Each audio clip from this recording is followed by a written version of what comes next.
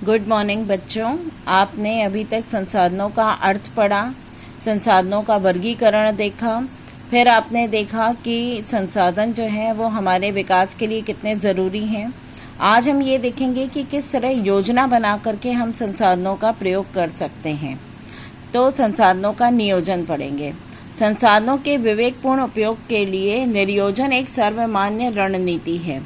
ऐसे देश जहां पर संसाधनों की प्रचुरता के साथ विविधता भी बहुत अधिक है, अर्थात कई प्रदेश ऐसे हैं जहां अत्यधिक संसाधन हैं और कई प्रदेश ऐसे हैं जहां बिल्कुल भी संसाधन नहीं है। तो ऐसी स्थिति में संसाधनों का विवेकपूर्ण प्रयोग ही वांछनीय है, जो संसाधन नियोजन से ही संभव है। मतलब कहीं बहुत अधिक संसाधन है, कहीं बहुत कम है, तो हम उनको केवल योजना बनाकर ही उनका प्रयोग कर सकते हैं, तभी वह अच्छे प्रकार से प्रयोग किए जाएंगे। जैसे झारखंड, मध्य प्रदेश, छत्तीसगढ़ में कोयले की बहुत प्रचुर भंडार है। अरुणाचल प्रदेश में जल संसाधन तो बहुत अधिक है, लेकिन उनका मूल विकास अभी तक नहीं हुआ है। इसी तरह से राजस्थान में पवन और सौर ऊर्जा के संसाधनों की बहुतायत है, पर जल संसाधनों की कमी है वहां पर। मतलब एक तरह का संसाधन तो बहुत अधिक है, लेकिन दूसरे तरह के संसाधनों की कमी है। इसलिए हमको इनका विवेकपूर्ण योजना बना करके प्रयोग करना आवश्यक है। लद्दाख, आप जानते हैं कि लद्दाख एक शीत मरुस्थल है जो हमारे देश से बिल्कुल अलग थलग है, पर यह सांस्कृतिक रूप से बहुत धनी क्षेत्र है। इसलिए विरोधी परिस्थितियों के कारण संसाधनों का नियोजन आवश्यक है। और संसाधनों का नियोजन किस तरह होता है, इसके लिए कुछ स्टेप्स हैं, कुछ सोपान हैं जो हमें फॉलो करने होते हैं। पहला है संसाधनों की पहचान करना। किन किन क्षेत्रों में कौन कौन से संसाधन हैं, कैसी गुणवत्ता है उनकी, ये सब संसाधनों की पहचान पहला स्टेप है।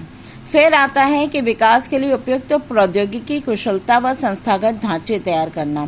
जिस क्षेत्र में संसाधन उपलब्ध है उस क्षेत्र में उसका प्रयोग करने के लिए प्रौद्योगिकी है कि नहीं है, संस्थाएं हैं कि नहीं है जो कि इन संसाधनों का दोहन कर सके, ये देखना जो है ये सेकंड स्टेप है। फिर उसके बाद है कि संसाधन के विकास की जो योजनाएं हम बना रहे हैं उनका राष्ट्रीय योजनाओं के साथ समन्वय जो है ये तीसरा प्रमुख स्टेप है। पूरे देश की योजनाओं के साथ समन्वय, इसके लिए सरकार ने समय समय पे पंचवर्षीय योजनाएं बनाई हैं।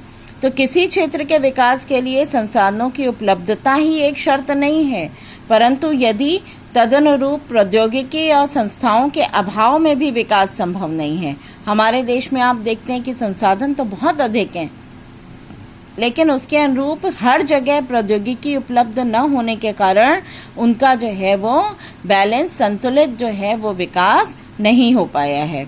आप देखते हैं कि जापान नामक एक देश का नाम सुने होंगे, वहां पर जो है संसाधन जो है कम है, लेकिन प्रौद्योगिकी बहुत विकसित होने के कारण जो है उन संसाधनों का प्रयोग करके ही वो विकास के स्तर को प्राप्त कर लिए हैं। देश में बहुत ऐसे क्षेत्र हैं जहां पर संसाधन होते हुए भी आर्थिक रूप से जो है वो पिछड़े हुए हैं, और कुछ क्षेत्र ऐसे हैं जहां संसाधन कम होते हुए भी वो आर्थिक रूप से समृद्ध हैं। तो इसीलिए हमें जो है सब क्षेत्रों में संतुलन स्थापित करना आवश्यक है। यह संतुलन जो है वो संसाधन नियोजन के माध्यम से ही स्थापित किया जा सकता है।